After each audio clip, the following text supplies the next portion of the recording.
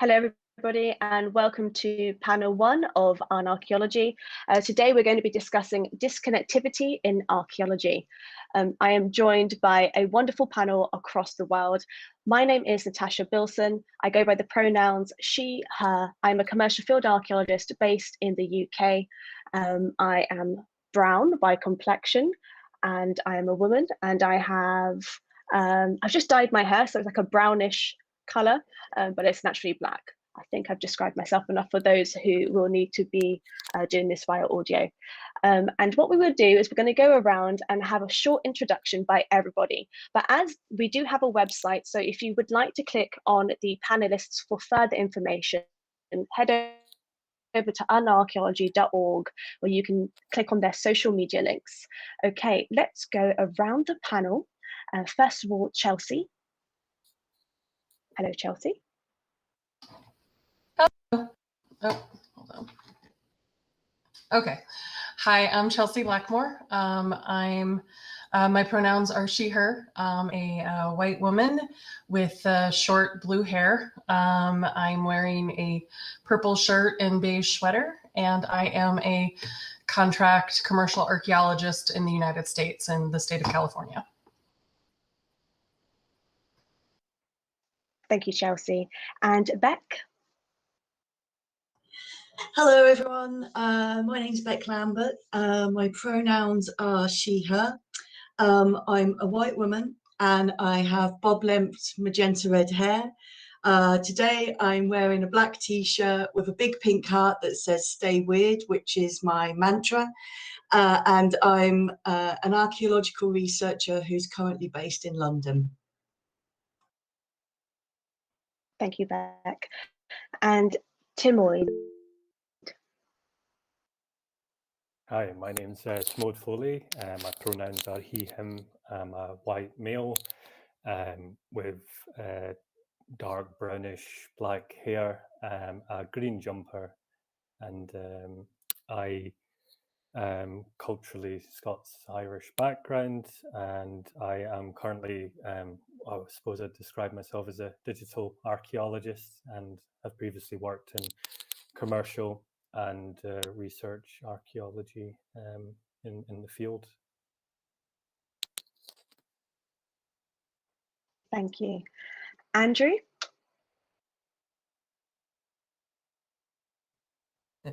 Oh, please unmute yourself, Andrew. Oh, which one? Sorry. Okay, Andrew Mclean. Let's go with Andrew Mclean first then. Thank you. So I'm Andrew. My pronouns are he, him.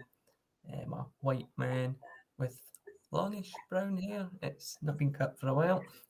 And I'm wearing a black t-shirt with red headphones in. I'm working I'm a student at Edinburgh University in archaeology, but I've worked in commercial archaeology previously. Thank you. And the other Andrew. Do you want me next? Yes, please. Oh, okay. I'm Andy Hoan. I'm him. I've forgotten the other one. And I'm a white English archaeologist. I teach at the University of Worcester, and I started off as a contract archaeologist.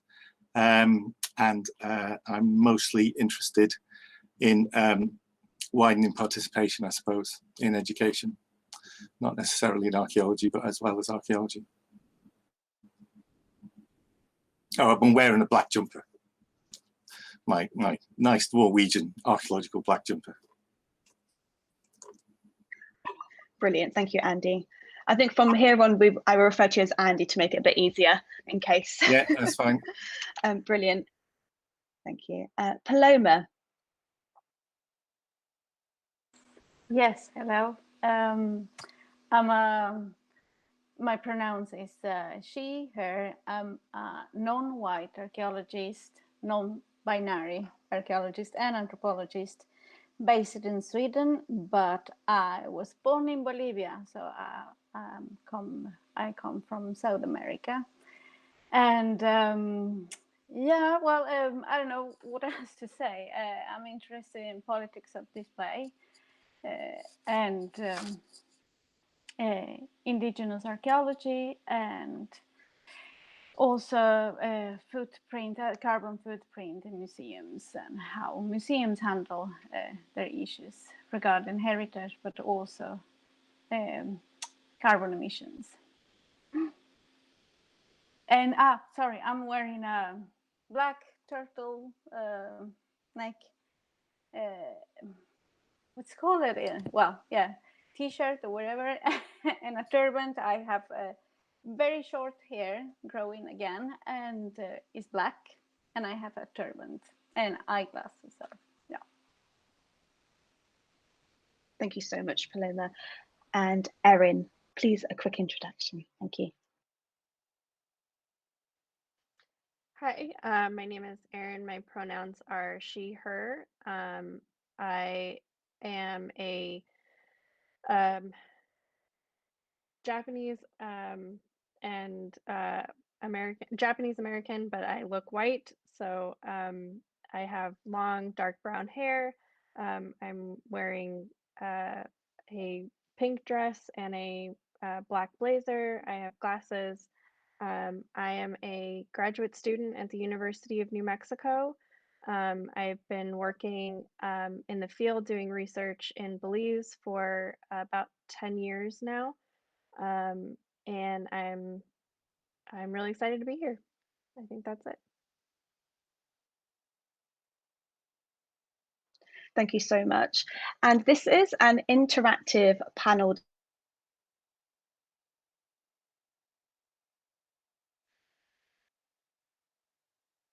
discussion. So this is a conversational discussion. So hopefully we can answer everybody's questions as we are delving into the subject of today's topic. So for those who, in case you have not read the blurb, dealing with the different aspects and areas of archaeology that sometimes seem fragmented and disconnected, archaeology by its very nature seems fragmented and delineated.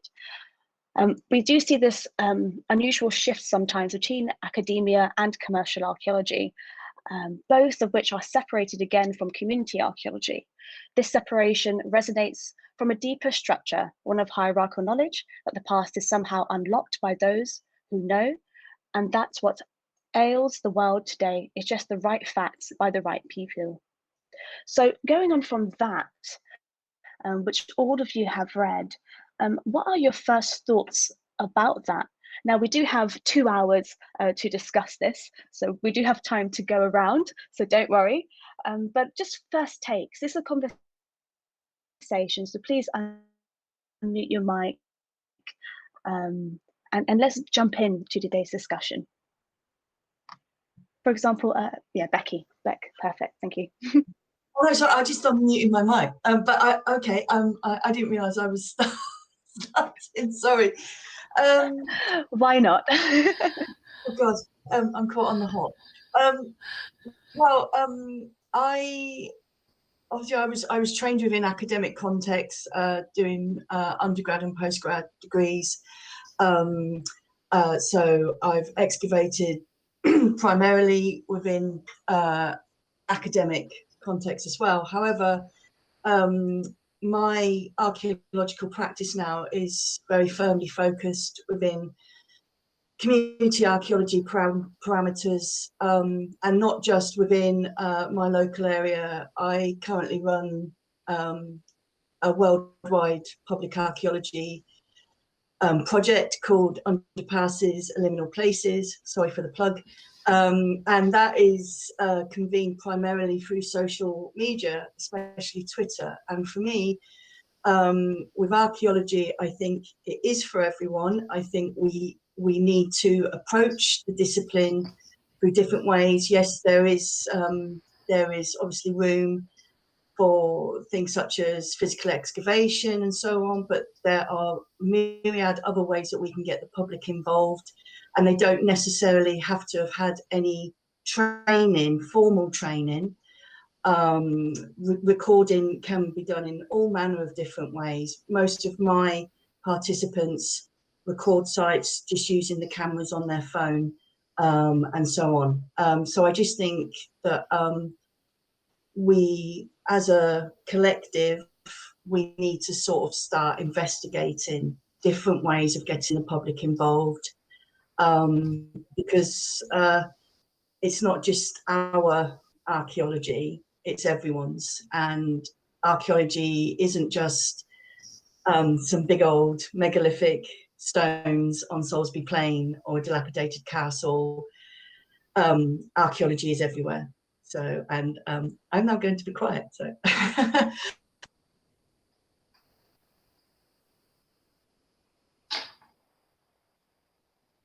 Yeah, I think because we'd kind of touched on that before, but it's, for me anyway, I've been kind of in the academic side of archaeology and also the commercial side, and like much less the kind of more community and kind of public facing side of it. But I completely agree with everything you say. It's kind of, you know, it's something that should be kind of more at the forefront, and something I think that, you know, that should be kind of the point in archaeology, especially if it's like a kind of local thing for, you know, people's own kind of lived archaeology, basically, rather than, I think, you know, can be kind of knowledge for knowledge's sake sometimes. But if you've got this kind of more community-based approach, I think that's something that would benefit everyone. Again, not just the kind of local people, but academics or commercial archaeologists or anything in between. And if I could just very briefly mention that it's also about, I also feel very deeply about connectivity. So, and running this project how I am, it's allowing people, not just across the world, but within their own individual countries, to connect with each other through their recordings of their local landscapes, and they're formulating friendships through feeling that, well, they're not feeling that they are part of this project. And I think especially the world that we are living in at present, fragmentation and so on, things like this, bringing cohesion together is really important. And it doesn't have to, you know, these kind of projects don't have to have, although we'd all really love lots of funding, we all know how difficult it is to procure funding for our projects. So with a little bit of imagination and so on, it's amazing what you can achieve with, you know, small financial assistance. So yeah, I just wanted to make that point.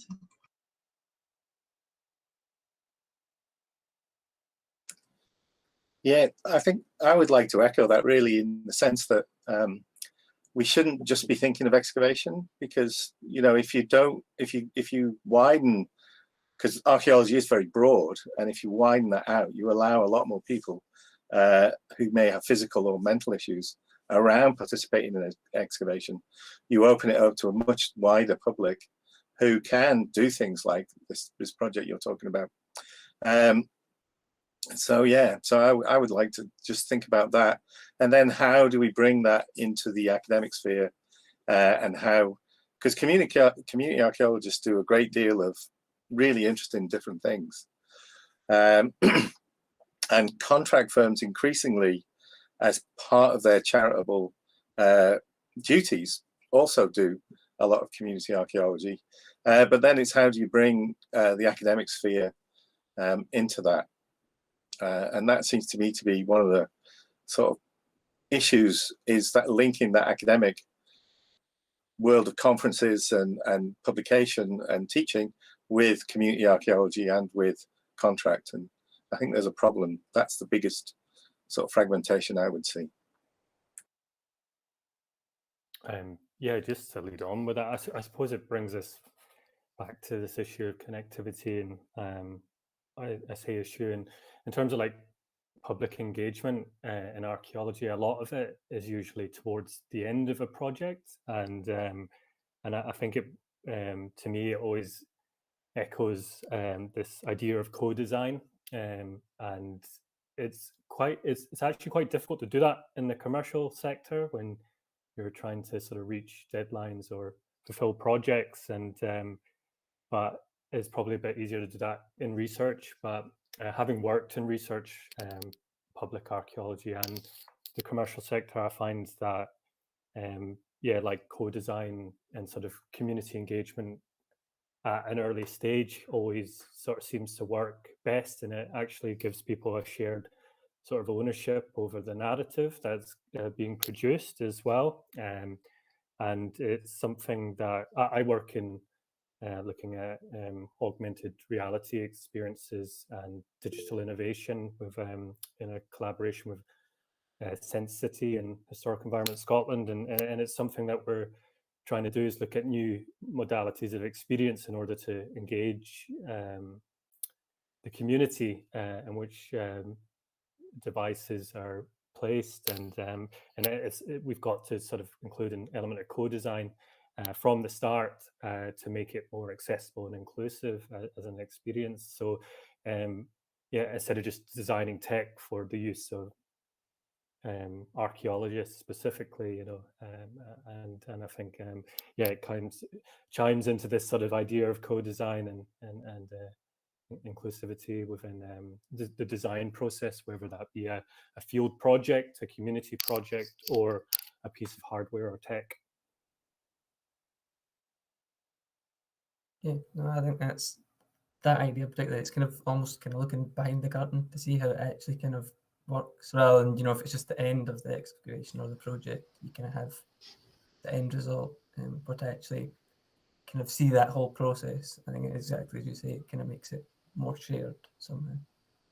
Yes, that was a good point. I would also like to add that I think one of the questions that always comes to me is, and sometimes I get jumped on for this, but like, why does community or public engagement always have to be archaeological? Because the communities we want to work with and be part of and all of those things obviously sometimes, most often, you know, have varying interests and needs. And I think sometimes we kind of unduly limit ourselves and our vision and what we can do as archaeologists when we just focus on the archaeology or the history or the past. Because, you know, I mean, particularly in the time we're living in right now, you know, there are moments for it, but I kind of feel like a lot of the trust in the United States, for example, I think a lot of the trust and engagement that happens in community outreach has to be built over long periods of time. I think it does anywhere, but here, because of the racial and colonizing history of the United States, you know, there is a great deal of distrust between the government, between archaeologist, contract, academic, otherwise, and Indigenous and other people of color. And part of it is also not just that we come in at the end, you know, and say, hey, what do you guys think of this? You know, but because all we care about is what we want for our own kind of publications, our interests, rather than dealing with the communities and people as a whole. And I think it's quite, so just to give you a very brief oversight of what my current project is. So I suppose I would describe myself as a contemporary archaeologist who looks at modern urban landscapes through a Neolithic lens.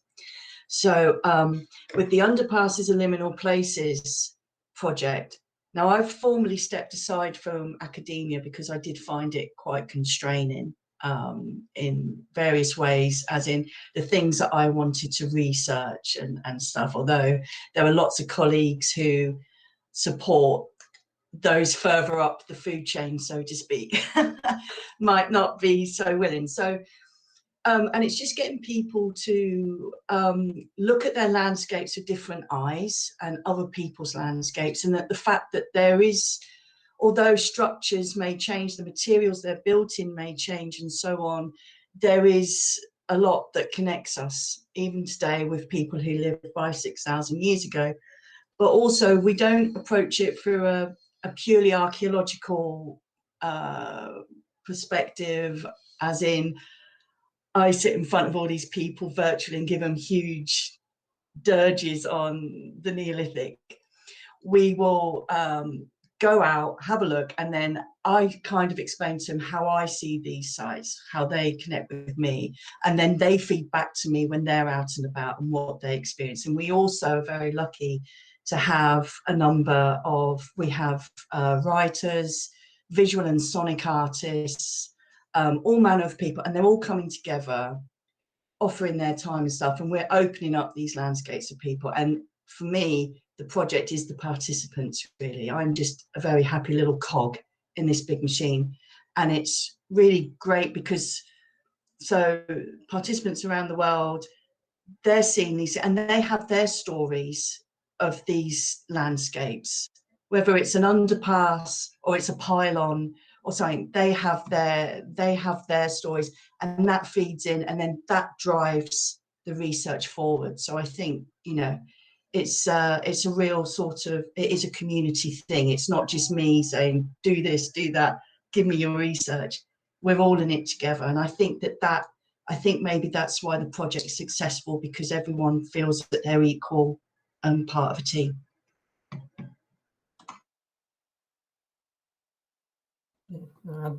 Yeah, I think that sounds like the way that you really should approach it, isn't it? Rather than kind of going out and just teaching the community about it or whatever else, you know, to get them involved and learn from them as much as they're learning from you.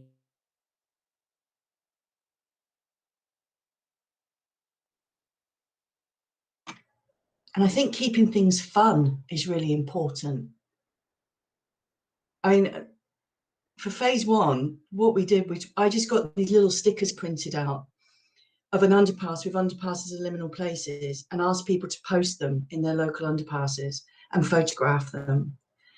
And it was fun. People became really protective of their stickers, and if stickers got ripped off or that, they were genuinely upset, which was really but also these little stickers, again, going back to financing and not having any for this, I was starting getting on social media, getting people from like Australia and that saying, oh, I've just come across this sticker. I went online, I found out this is amazing, what a project. So, and it's like, so I guess that's another thing as well that's quite exciting, that perhaps just little things, you know, that don't cost a lot and are just fun and spark the imagination, can also help us in, you know, creating, so to speak.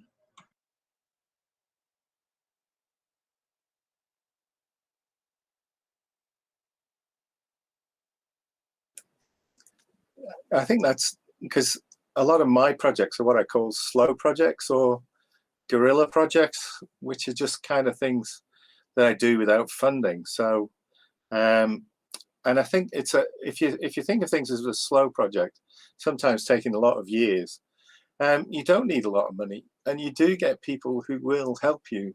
And I don't do anything really on the web or social media particularly. So I've never really explored that, and I'm quite happy to do what I do by myself. And I suppose it's an interesting thing because I do those projects, but I also have a small heritage lottery funded project where, going back to Chelsea was saying, what is archaeology? So we're doing environmental history. So we're recording a Hollywood in the Forest of Dean.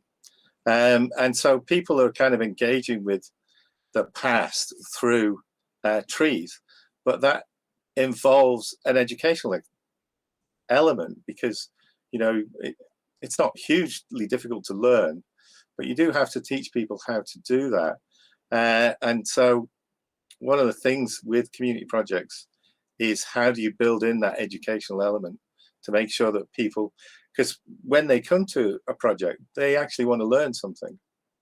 So although, yes, it's a two-way street, you know, it's how do you build in that learning experience so they can go off and do their own thing and feel confident to add to a crowd-funded website or collection of data, and where does that data go, and what do you do with it, and how do you curate it? And one of the things that most annoys me about the way community projects work in the UK is that there's a big bunch of money given, to a bunch of archaeologists who go and recruit a whole bunch of community people. And then, but where does that information end up? You know, I came in through something called a series of unemployment schemes, and almost none of those, some of those projects made it into publication, but most of them were just, they would just basically take people, give them a job for a year, and then kick them out again and hope that they found a job later on. It's a very different kind of community archaeology back then.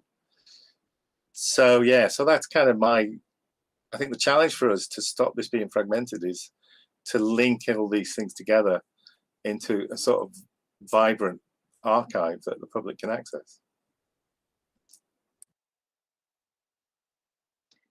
Just to follow up on what you said, Andy, though, I think you have to be careful in that you don't create such a power dynamic with the education portion that it seems that the community can't get involved or that they are no longer really given a seat at the table. But I think you're absolutely right, though, that there does need to be an education aspect because it is a two-way street.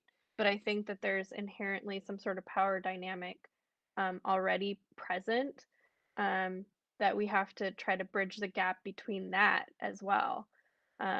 So it's not just the disconnectivity between community archaeology and these other archaeologies, but how do we bridge the gap between the community and the archaeologists as well?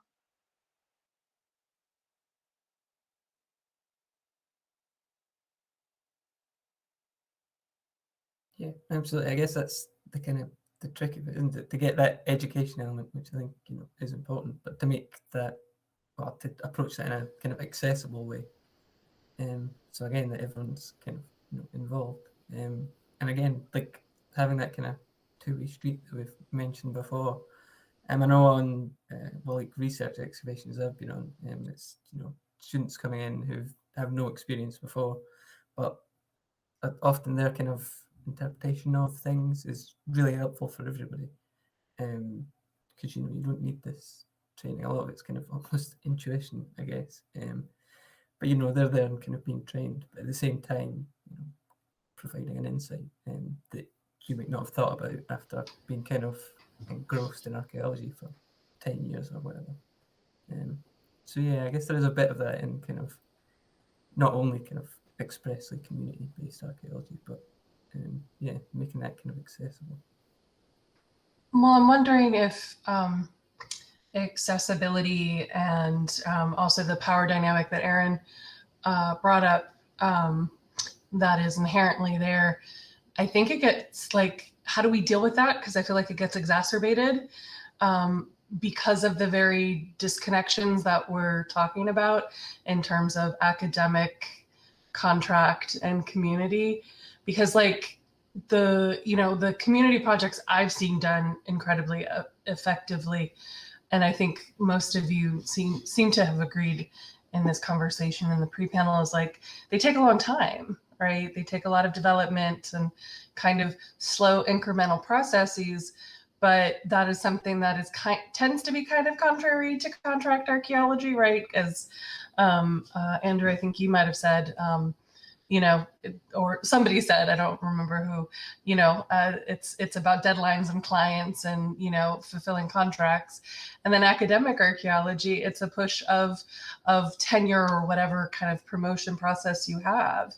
And so people get pushed out who want to do that kind of thing because they don't fit the mold of the particular area they're in.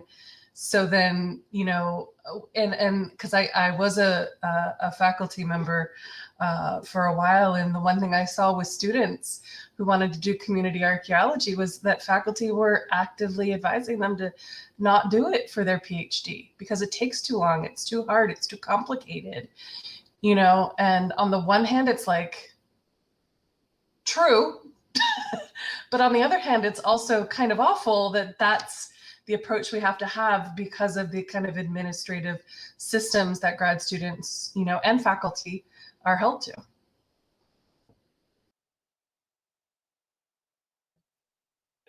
Yeah, there was just something else I was thinking of, like in terms of, you know, this idea as well that in terms of you know, education should be fun was mentioned earlier. I think it was Andrew that said that. But it's like, yeah, it's when I was going through the schooling system anyway, I was like, oh, this they said, oh, you should be having fun, but it wasn't really fun. So it's if you have to find a way to sort of, I think psychologists have found that people are more likely to learn and remember facts if it's a fun way of doing that. And I think archaeology sort of creates that. Not only that, the other point I wanted to make is that it benefits archaeology to have varied people from varied backgrounds who are not necessarily at their core archaeologists, but are wanting to participate. And I can give you a specific example. And when I first started my undergraduate, before I'd done that, I was an apprentice carpenter, and I was on this excavation in Italy. And I remember, like, prior to this, I had been on one of our excavation, and archaeologists, when they were finding nails, they were just like, oh, it's another nail and stuff, you know, and like, but when I went on, I was like, oh, there's a pattern here, you know, that the nails are bent or curved in a certain way, or, you know, and I only had that from having a lived experience as a carpenter before. And so when you engage a whole range of people, it benefits the discipline. And so, you know, like if you have different perspectives coming in within the co-design process, and not just engaging people or getting them to dig, not including their interpretations, then at the end going, this is what it is, and this is your culture, this is your heritage. You know, I think that is a far more beneficial way of sort of including the community, whether that be on a micro or macro level. But yeah, that was just 2 points I wanted to add to that. I was just sort of thinking. Like, that is, you hit the nail on the head. Sorry to use that pun, but it's 3:40 in the morning. I think that's what we need to remember, is that when we are doing archaeology, oftentimes we are not, I mean, we're not excavating archaeologists, we're not excavating ourselves, we're excavating an entire population of people that are doing very different tasks. And so employing people or getting people involved that have experience, lived experience doing all of these varied things is so important. If we're working in a seaside village, for example, employing people or getting people involved that have experience in fishing tasks or boats or any, you know, anything else is really great, because then they might have insight that we might not have. You know, for example, I grew up in the middle of the desert, so I know nothing about the ocean. Other than it's pretty. So I mean, I think that's exactly right. And having them involved in the co-design process is really where we should be headed. Not just for community archaeology, but I think that that's really where all archaeology should be headed, if we can. And I said this kind of in the pre-panel as well. It's difficult thinking about it from the commercial side, and as Chelsea pointed out, in the academic side as well. But how do we sort of move in that direction? How can we make this possible for all archaeologies? And just to add to that again, I guess it's like when you look at, you know, we're not only just doing archaeology now about past cultures, but we as a species are the sum of all those parts. And when you think of our early evolution as a species, becoming Homo sapien, you know, I think it's that collaboration, that ability to collaborate, the ability to take other people's knowledge and include it and be like that, is what has made us successful as a species, isn't it? So I think, like, when we do that and when we're true to ourselves as a species, then, you know, that is where good things happen, you know, a lot of the time, unless we have malicious intent, of course. But I think, yeah, it's just like the one thing that unites us as a species is our diversity. But unfortunately, people don't see that now through the complexities of space and time and different varying events. But I think, you know, it's changing that sort of mindset and that philosophy. And I'm not saying I know how to do that, but it's certainly something worth thinking about. You know, how do we engage people in a new way and include people in that sort of co-design process in new ways that works for everyone. And I think as well, sort of showing people that, as we mentioned earlier, archaeology is so many different facets to archaeology, and it isn't just about megalithic monuments or castles or you know, things like that. We have contemporary archaeology, and it's all around us, and that you know, that these are things that are worth exploring, and that they're worth exploring together. You know, I think that is something that's important as well, because lots of people that I meet are like, oh well, is this really, can I use this on my CV? I want to apply to do a degree, but you know, is this really archaeology though? And it's like, well, yeah, it is, you know, and things. So I just think that that's something that I'm personally exploring, you know, how we kind of get this out to people and, you know, expand the practice, so to speak.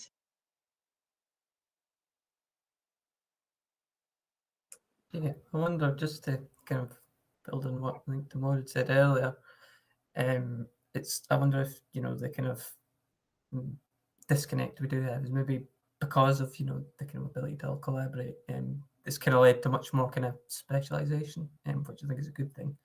But, you know, the fact that we can sit and talk, you know, virtually like this and have no idea how this is working, but someone does. It's that kind of thing. I think the fact that people can work together, that means there's certain spheres that we don't know anything about. And if you kind of spend, you know,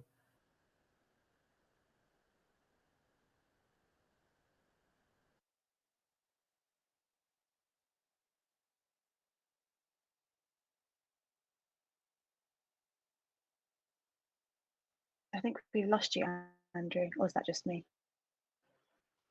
Yeah, I think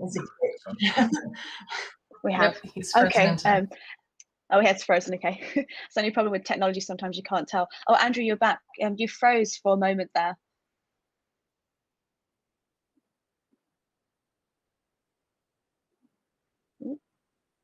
Can you hear us? Okay. And while Andrew maybe has some technical issues, Paloma, I'm just going on what Tiomóid had mentioned about collaboration. What would you know, your insights be, having, you know, you're looking more at the museum aspect. Any take on the discussion so far? Well, I think this issue about disconnectivity and fragmentation is pretty much linked to inequalities, not only in academia, but also in institutional level. I mean, if we look at the whole society,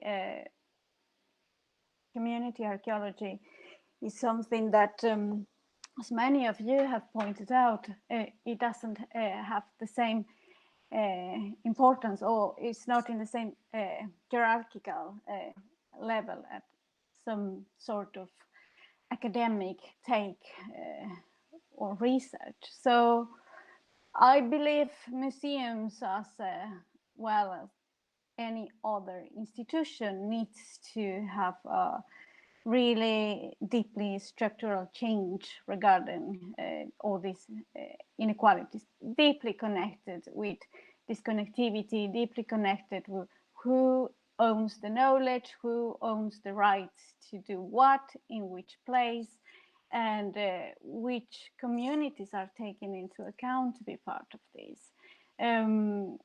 I mean, I have worked in commercial archaeology like for, I don't know, 15 years ago, and also involved in academia, and mostly in South America, worked with the indigenous communities, involved somehow in our archaeological projects. But the problem is, and maybe colleagues who work mostly in North American universities knows that there are deeply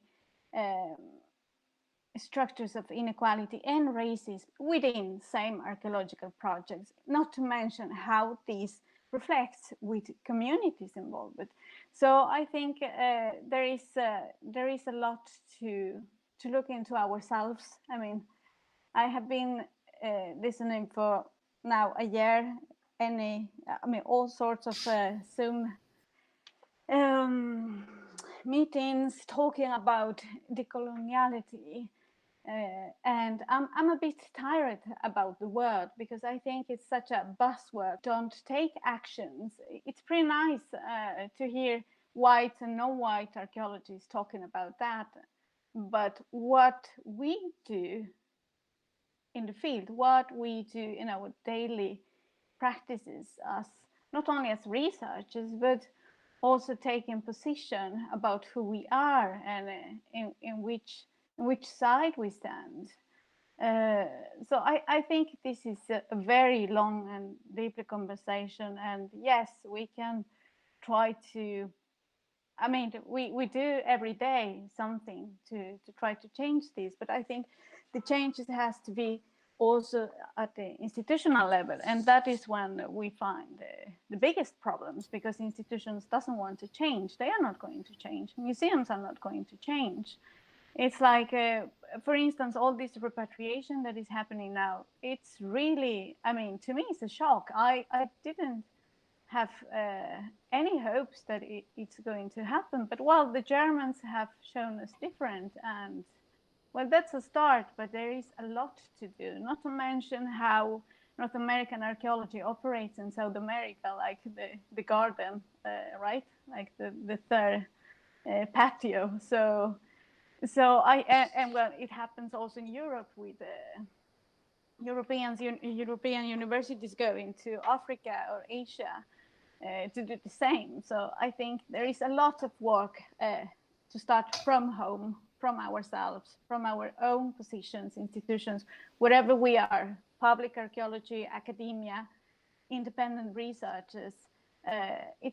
To me, it's the only way to take action, because to me, archaeology and anthropology has as a main issue to make visible the invisible, and that means also these deep inequalities and institutional racism, this anachronism within institutions and society itself. Yeah, I totally agree 100%, Paloma. One of the questions I always ask to kind of like jump off of what you just said is, you know, often how can we think about community action or, you know, public engagement when we haven't, as you kind of said, cleaned our own house? You know, like I've one of the things like I've done is try to work on, you know, anti-racist issues and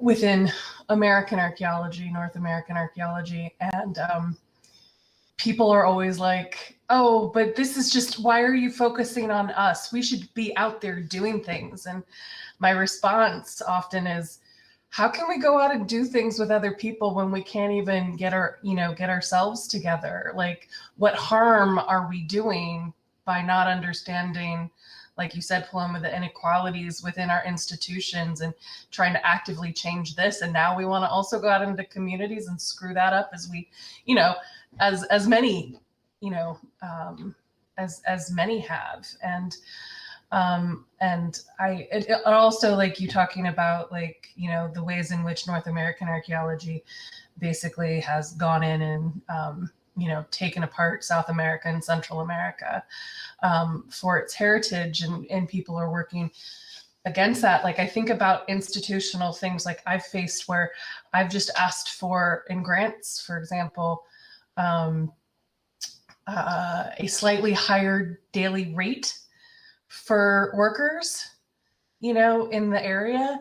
And I have more than once gotten denied those grants because I was asking for way too much, you know, in comparison to everyone else, you know, and little things like that, right? So those are like these institutional things you're talking about, right, that impact people's ability to just not even do community, but just, you know, again, coming back to the whole thing of like dealing with people like they're humans and deserve a living wage and things like that.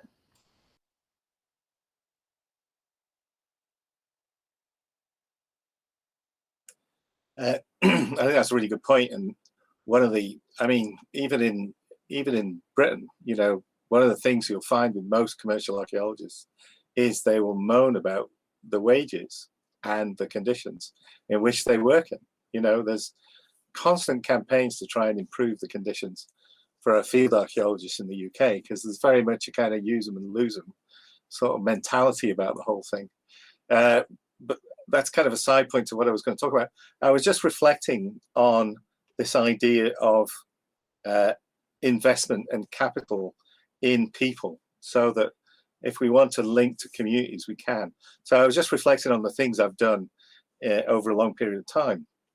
And I just want to talk about 3 projects, just to be tedious. One of them is in Glasgow. There was set up something called the Certificate in Field Archaeology. So Glasgow University, through its outreach department, ran a Certificate in Field Archaeology very successfully for over 40 years. I think it's still running. And so they are self-organized into a community group who just do community archaeology. They also occasionally go and poach commercial archaeologists. So you've created a group of people through education who have got the skills to go and do their own archaeological projects. And they don't need academia, they don't need commercial workers, and they don't need community funding. They're perfectly capable of organizing and running their own projects. So ideally, that's what you want to see come out. The other one is Manchester, where a guy called Mike Neville has done an awful lot to create a similar skilled workforce using different methods. And I went to visit a project called the Reno Project, which is an excavation of a mixed race nightclub in Manchester. I was interested because I used to live in that part of the world. And all of the volunteers, that project was funded through art. It wasn't funded through archaeology. She couldn't get any heritage funding for it because it was a mixed race nightclub. So because the woman who was running it, Linda Berggren, is a successful playwright, she was able to get money through the art side of things rather than the heritage side of things. But that had a ready workforce of local people, because Mike Neville had spent the last 30 years training people to come in and be able to do that project. And then I have a friend who's been running a project for about 30 years, and that's entirely staffed by volunteers who he's trained over the years. So it is important to give people the knowledge to be able to do their own projects confidently. And I think that's where the slowness comes in, creating focuses around which you can train people to produce a genuine community sort of focus. That was my reflection on what you've all been saying. And I suppose if you're giving people the knowledge and you're being inclusive in that way, it kind of more helps the survival of our discipline, doesn't it? Because you know, if you give the community the keys, as if it were, on a political level as well as what we can see happening at sadly with Sheffield and places like that. You know, it's really, you know, it's the voters or the people in the community that can rise up and sort of say, well, this is important to us, this discipline includes us, and we're a part of it, you know. And I think it's, again, it's just another, you know, thing that why wouldn't we do that, you know? And I think that's, you know, it's such an important thing, and I totally agree with that notion. Yeah, but it's how do you create those structures? You know, those are all really just individual people, you know, Lionel McMaster, Mike Neville, and Steve Sherlock. You know, those are just individuals who've done those things. And it's how you create those structures within the current system we have. that make things rather than just community projects, which are project funded, last a few years, then move on. How do you create that real sort of group? And that's the sort of self-perpetuating group. That's the real challenge, I think. I just want to say something, because when I hear community projects, I think it's very important to look at the difference between how community projects are in Europe, for instance, than in South America, Central America, and even North America, because there is a wide difference between which communities are involved in which ways. It was a bit what you were talking about before in North American academia. I was working with 3 projects, 2 of them from North American universities in Bolivia. And it's not only about the wages, which are absolutely ridiculous. It's like paying $5 per day to people who is working more than 8 hours. And I'm not talking only about the local archaeologists as me. Like I had like, I don't know, maybe $15 a day. And indigenous people who was working with us doing the heavy job, they got between $2 and $5 per day. And then the question is how communities can get involved when you still being the master holding the knowledge at home, right? The archaeologists, wherever it comes from, it doesn't matter if it's North American, European, or even a white archaeologist in South America, still holds the knowledge and then holds all this access to knowledge, access to a decent wage, access to how the communities get involved and why they should get involved, because that is also a very urgent question, at least in places that live under the line of poverty, which is the case of South America and the Caribbean. There is always this problematic, at least to me,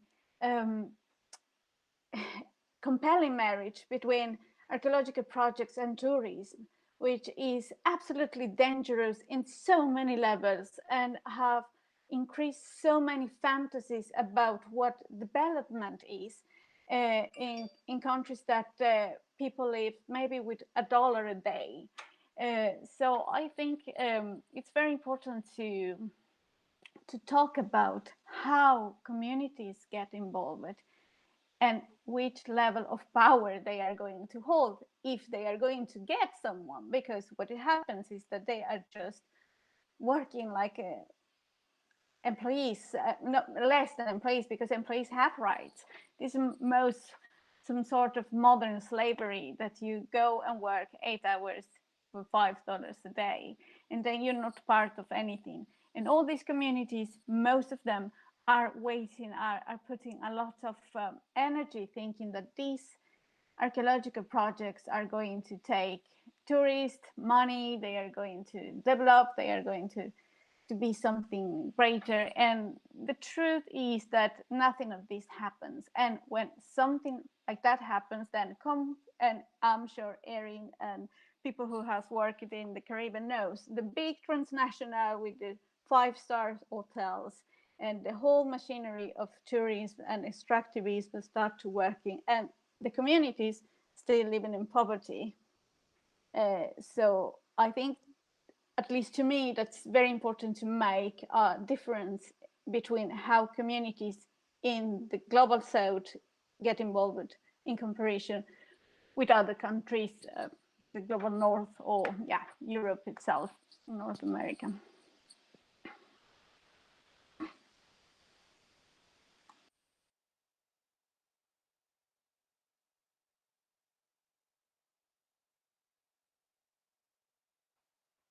You've raised some really interesting points there, Paloma. Even the way that we use our language is quite important, because from my understanding, when you're speaking about community archaeology, I wonder if it's the same perspective as I am when I'm thinking about how a community project is run and the systems that are in place depending where you are in the world. So it's definitely something to think about as well as our language when we are trying to convey these messages. Just to note, anybody that's watching, we will be having a break in 6 minutes. So if you do have any questions within that time, please head over to any of the social medias that you prefer and to leave your questions there for our panelists. We did have a question that came in via the Jamboard, and that was, how do we get the public involved? We do have 5 minutes, so don't worry, we might not have time for everybody to answer this question. We can come back.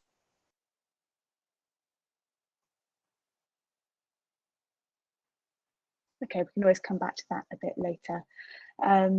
But you know, there are so many things that all of you have raised, and I do feel that we have to, if only we had more time to come back to it, but it seems that all of you have similar, you know, thought processes and very like-minded in the sense of how can you approach archaeology and make it accessible and interesting for the general public. Because if we don't have the public interest, archaeology in itself will be pushed out more and more, as we can see with what's happening in the UK, for example, with government funding. Is there anything else that we'd like to add before we have our break? Yes, and we can even look at, by the way, we will be sharing links of all the projects that have been mentioned today. For example, the community-based projects that Andy mentioned earlier, I'm sure we can share on Twitter. And it actually reminded me of another community-based project, which is called Hadrian's Wall Community Archaeology Project, so WallCap.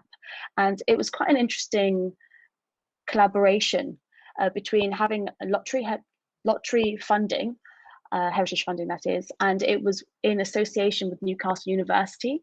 And it's quite an interesting project to see, because by having a university involved, they're actually able to create these academic journal papers that are published and are accessible to anybody and everybody that would like to read about it. And it brings us on to something that was mentioned earlier, which was, you know, you do these public projects, but what happens next? How can you get more participation? So it just reminded me of that example. But is there anything else to add before we go to break?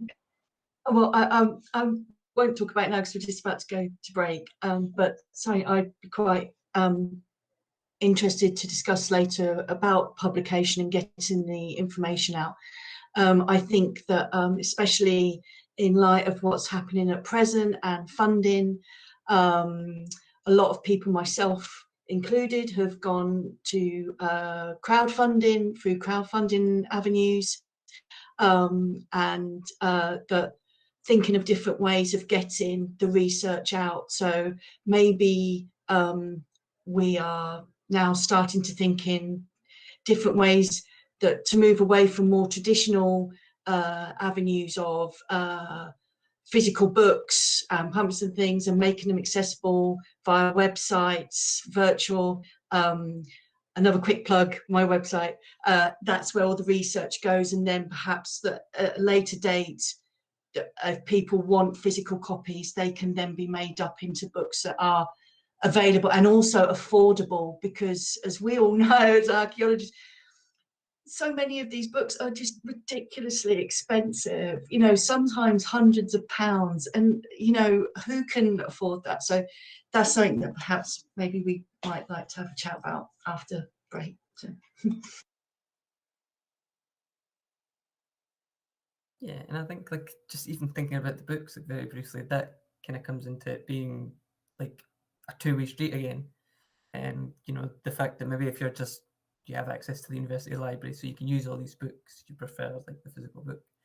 But then if someone else kind of comes and says, oh, we can't do that, can we have it like online publications and the rest of it? And then that's easier for everyone who's involved. Even if you have access to a library with every book, you could just having a PDF of it is, you know, again, it's that kind of two-way benefit, I think.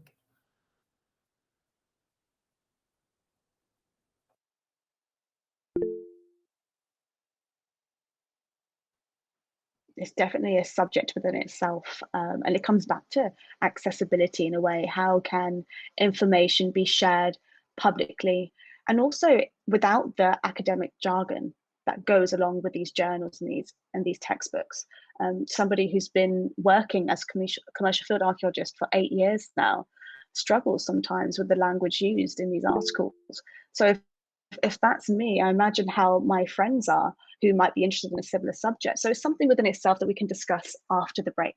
But it is now that time. We do have 10 minutes to go get a tea, cup of coffee, maybe for Erin a cup of coffee. We do know it's quite early for you. And we will come back in 10 minutes or so. So thank you everybody for joining us. And hopefully now there should be a break. And we are back. This is UnArchaeology, panel 1. Thank you for joining us. This is the second part, so if you have missed the first part, don't worry, you can catch up on YouTube at any time. There will be a transcript available as well. We will put the link to that in the description of the YouTube video and probably share across all social medias. So we're trying to make this as accessible as possible. This is an interactive panel discussion. So if you do have any questions for our panelists, or you'd like to join the conversation, you can head over to social media. All of our links, that is with UnArchaeology. You can even use the hashtag UnArch2021, and you'll be able to follow the conversation online. We also have a Jamboard, and you can leave your comments within Twitch and YouTube. Thank you so much again for joining us. Hello again, everybody. And let's get back into today's discussion, which is the disconnectivity in archaeology. We have definitely talked about so many issues and solutions that we see, but let's try to focus more on how we can create these solutions to the issues that have arisen during this conversation. Who would like to go first? Okay. Apologies. Okay. Brilliant. Okay, I'll dive in first. In regards to community projects, we've mentioned that there's a real issue between academia. You dive in? Okay, sure. Oh, no, sorry, you crack on. I was just... It's fine. The beauty of live streaming is that there's always going to be sometimes a little delay with when we're speaking. So please, Beck, if you'd like to take it away, that's fine. Thank you.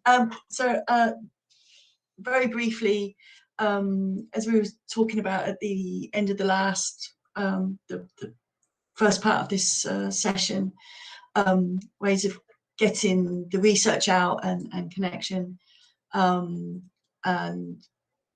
primarily at present still it's through hard copies of books, which can be very expensive, and also they're not accessible to everyone, you know, for various reasons. So I personally am taking a virtual route. All the research that all the articles and so on that I create from the data that is collected from the projects, the articles I write up go onto a website that's freely accessible to anyone, anywhere who has access to the internet. There's no paywalling, there's no cost at all. And I think that's an important thing. And that eventually, hopefully, if a nice publisher wants to put them into a book, I'm open to any suggestions there, then we would have that that physical hard copy as well. But also by putting it online, that's adding to an archive that will be there. And so I think that's just cost. I think, you know, it's making things, because books can be very expensive. We mentioned earlier, you know, even journals can be really expensive. And if you want to access even a certain article from a journal, sadly, a lot of the academic journals are behind paywalls. If you were studying or you work for an academic department, then you generally have access to those. But for members of the public, they don't. And unless they have a friend or someone who can get the article to them for free, they can be expected to pay anything from £20 upwards for a single article. And I just think that's unacceptable. So that's just my sort of feelings on this. Yeah, I think absolutely. Like, making the kind of open access has to be the kind of way forward for any of that, whether it's, you know, purely academic journals or anything else. Actually getting people, you know, not just to be able to access, but feel that it's, you know, it's accessible, and you don't need to have this university login or whatever else. But I mean, even with that, like, to actually publish them with open access, just now, like, the cost is kind of prohibitively expensive for individuals to, you know, have their own articles under like open access laws with a academic journal. And again, unless you get that funded by a university or something else, that you know, an individual can't really pay for that. But yeah, I absolutely think that is kind of how we have to move forward with it, is making it actually accessible. And financially, I think is a big problem of it. But, yeah.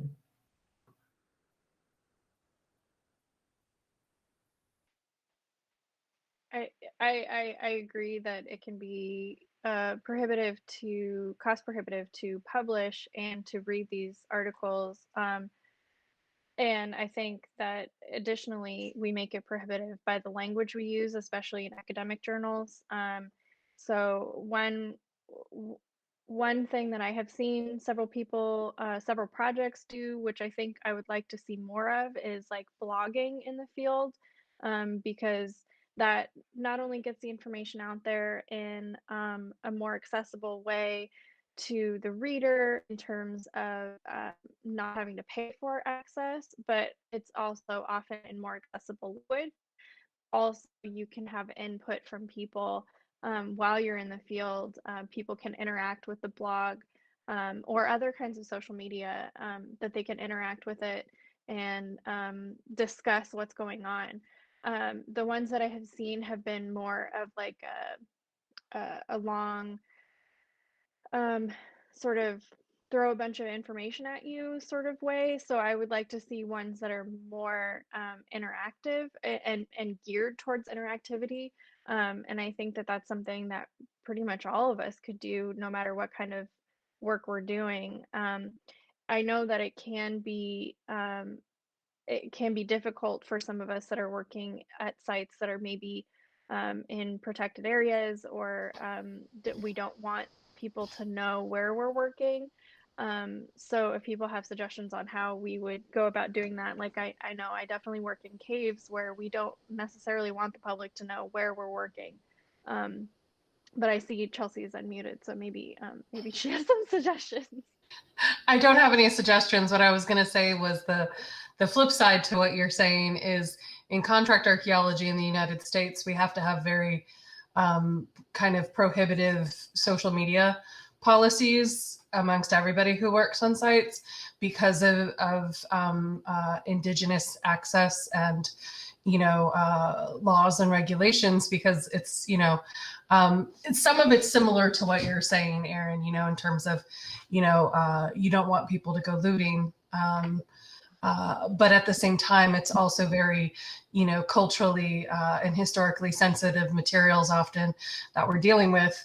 And so as a result, we don't have the right or the means to be putting out that information because it's not our heritage. We're just kind of the state or capitalist go-between, if you will, between state and federal regulations and our clients. And so, yeah, one of the things we do when we try to, in contract, though it's not as successful, but might be more successful in more academic places, is when there are things you want to talk about, we try to talk about it more in generalities, you know, kind of within a broader region, or questions or thoughts or ideas that are going on about places that are already known, so that we can kind of avoid the specificity of wherever we're working at and still try to engage others. I'll just jump in quickly because this is something that I'm actively working on at the moment. So obviously the kind of research I'm doing is not as culturally sensitive as a number of my other colleagues on the panel. So I have somewhat more leeway. But so the research I do put blog posts up on the website, but I also I call my, so I do sort of chunk size, I call them ponderings, and so they're basically different aspects of the overall research, and I just approach them, and they're still, you know, if anyone from an academic department came upon, they would be able to see that they're still rigorously researched as if you were writing an academic paper, but they're presented in a way that they're accessible, the language and stuff. It's not dumbed down in any way, shape or form. And so that readers can connect and understand and enjoy it. It's also incredibly liberating for me, and it allows me to explore in different ways. I also post on Twitter and Instagram, little, sometimes extended threads, but quite often just little bits throughout the day. I'm at this underpass, so I'm doing this. And another thing that I'm actually beginning next week, I'm recording them this afternoon. So as I'm sure you all do, you get these questions, you come into your head and you think, oh, well, I wonder about that. Or you know, so at the minute I'm contemplating sonics within underpasses and how they relate with archaeoacoustics and so on. So I'm just going to post these maybe 2 minutes long audio recordings. Oh, I'm kind of thinking like this in this, but what do you all think? Post it on the website, advertise them on Twitter, and then on the website I have like links where people can just come straight in and comment, whether publicly or privately, and just get conversations going, not just between me and that person, but between the other people who are, you know, sort of interacting with that question. So that's just some of the practice that I'm doing. Like, yeah, another sort of parallel thing in terms of inclusivity, and I suppose you know, like another big thing in archaeology is like gamifying sort of experiences, and the reason I say that is that I know of one situation is that I'm dyslexic, so I'm very audio visual learner, and I find that gamified narratives or experiences sort of help me with the sort of reading process or going backward and forward. But another layer to that is also if you have a physical impairment or if you're disabled, and I know that, I think it was Historic Environment Scotland did something, I believe it was the Tomb of Eagles, but I'm not entirely certain, with VR headsets where people that couldn't access the tomb were able to sit in the visitor center and sort of be able to go out and around the tomb, but if they couldn't get inside, they were able to sort of experience that in some way. And I believe there's also been sort of drives with acoustics in archaeology, and if you have hard of sight or can't see at all, you can hear the sounds resonating off certain chambers or tombs. So there's that other dimension as well in terms of like physical and neurodiversity to take into account when including people in narratives, and it's not just limited to writing as well, as something that we also need to take into Definitely. account. I'm neurodiverse, so that comes into a great part of my practice. Accessibility is everything. You know, you can't talk about public engagement without including full accessibility. They're just hand in glove, really. Yeah, just on off of that, just so people know, there is a group of archaeologists that have been coming together recently that have now defined themselves as the Disabled Archaeologist Network. And I can see if I can find a link to that if people are interested, just to kind of throw that out there, that there are people and resources trying to mobilize around those particular issues. I was thinking what you say before, Tiomóid, about inclusivity. I think one thing that I have experienced is that yeah, it's great to have blogs and to do it as open as possible, so everyone can have access through a very simple and yet very educative sort of language. But what happens, and I'm going back again to the global south, what happens with people who doesn't have access to internet? I mean, we take for granted that everyone has access to blogs and to VR or any augmented reality, but that is not the truth for a big part of our planet. So the ways in which communities in general can engage with this, it must be a bit more visual, as Rebecca was talking about. And I was thinking when I was working with rural communities, it doesn't matter if they are indigenous or not. The issue is that we come from very visual cultures, and people who has been probably in South America and the Caribbean, they know that we learn by looking and by listening. So we are very musical and visual cultures. So what we did then was engage in theater. We create with the youth, Aymara youth, they started to tell their own narrative about their own heritage. We were the archaeology saying, oh no, this is what happens here. It was more an assemblage in between what the archaeological records say and what the oral history said. So people started to constructing their own narratives with the findings, but also putting much about oral history, which is pretty much rich if we just dare to look this other knowledge that is so important, and we just need to put it in the public eye. And they don't have the means to do that. So what we thought, okay, we can do something that everyone can look at it. So we made some sort of short documentaries, like videos, just people telling in their own language, because that is so important, people.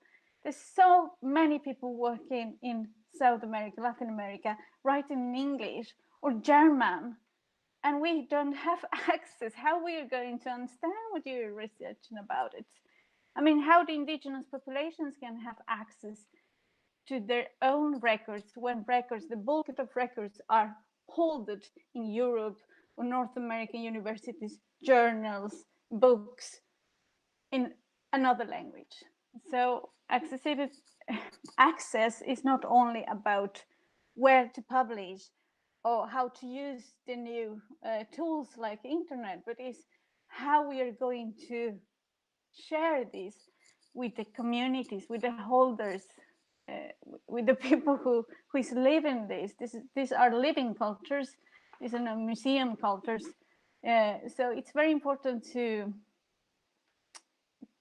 help to share this knowledge in ways that are even more accessible than a blog. I mean, of course, a blog it's very interesting and it's pretty much horizontal. Everyone has access, but then again, not everyone has the internet. Not everyone has light connection. So I think it's pretty much important to find ways to visualize in simple, I mean, a simple manner. Of course, it's great with 3D and all this new technology that we have access here, but there are many people who doesn't have access, or people who simply cannot read. Illiteracy is a reality in our world, so we need to think about it. It's not only disabled, but it's only, again, how inequalities put a big, is the biggest gatekeeper to share whatever we want to share. Just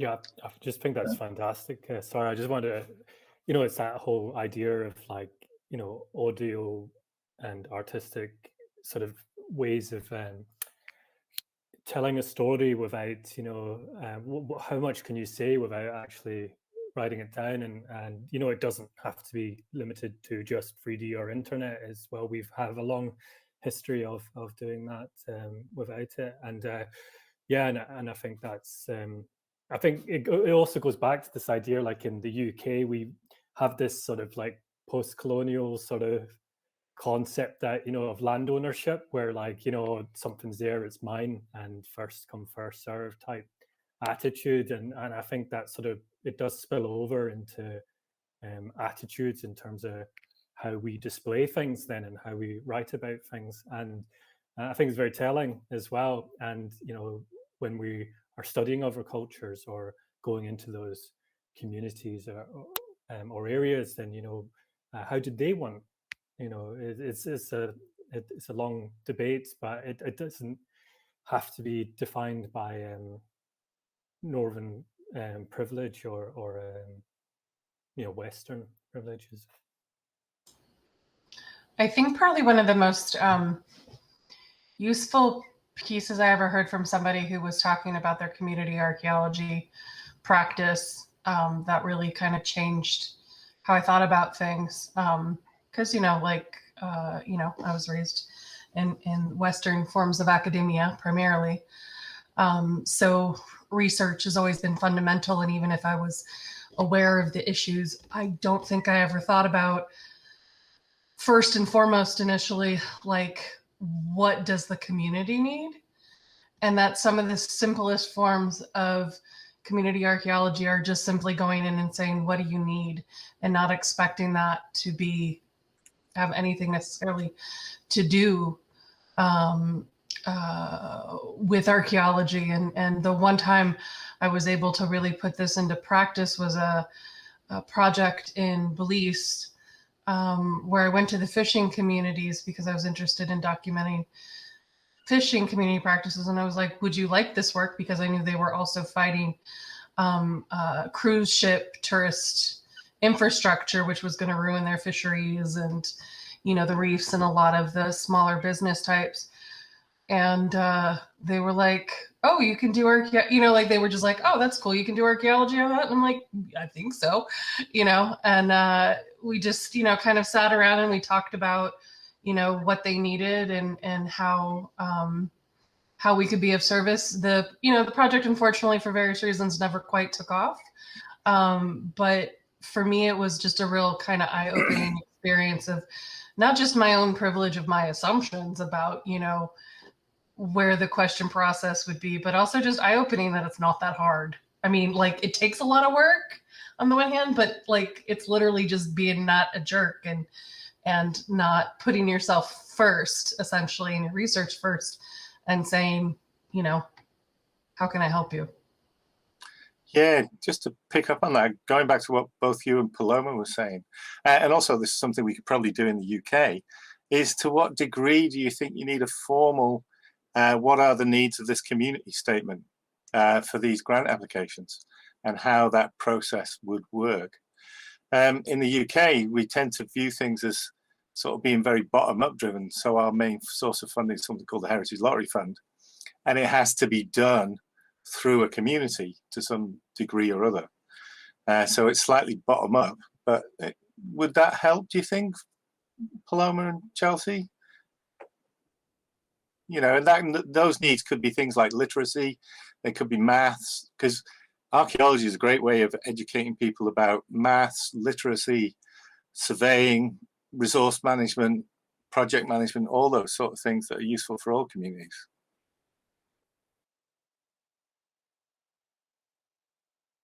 Yeah, I definitely think the first important thing is, as you have said, to ask what are your needs. I mean, because we are at the end we are guests in those places. We don't own their history, their heritage, and we are just going there with all our stuff to telling people how was life for their forefathers or whatever. And I think it's very important to engage in that sense at a very horizontal level, human level, talk equals to each other and ask what are your needs and how can we work together, because it's about synergies as well, right? I mean, because they're pretty much aware that we want something in exchange. So it's not this naive conception. So yes, I think archaeology could open up even more issues regarding the community needs and how archaeology can really public engage in some other way than not just talking about the past or the recent past. We're talking about the people who is living and reinventing this past every single minute. So yeah, I think it's great that. Yeah, I think in contract archaeology in the United States, we have a lot of formal contracts, memorandums of understanding, and things like that that happen, and they really only happen because of the legal and the local and federal laws that have been instituted around indigenous rights and heritage. But I do find that because those regulations are there and that agencies have to enter into these agreements, it kind of lays bare a lot of the issues or concerns, right up front. I mean, obviously it's a different thing than what you're specifically talking about, Andy, necessarily, but I can see where the utility, would be very good, because it forces you to lay out, here are the assumptions and the places I'm coming from legally, ethically, financially, or whatever. And then they have to do the same. And particularly when you approach, I think, communities as a collective, I do think it changes the narrative somewhat, rather than just, I'm going to go have, which I've seen in a lot of archaeological projects, right? Where particularly in the global South, like Paloma's talking about, where, the white European, or North American archaeologist often is, let me go have drinks with, these people who are the head of the community or head of the archaeology society or institute or what have you, and kind of go through those networks, rather than having it be a much broader collaborative experience or other people have a say in it. Yeah, it's I actually. just wanted to say that no, I just wanted to say that I think that is a great idea, Andy, and I hope we are headed in that direction. I have already started to see, so as Chelsea alluded to, in North American archaeology that is conducted in North America, for a lot of these, not just in contract archaeology, but also in grant and proposal writing, for North American sites, there are community statements, so statements that they have contacted the descendant communities to seek their approval.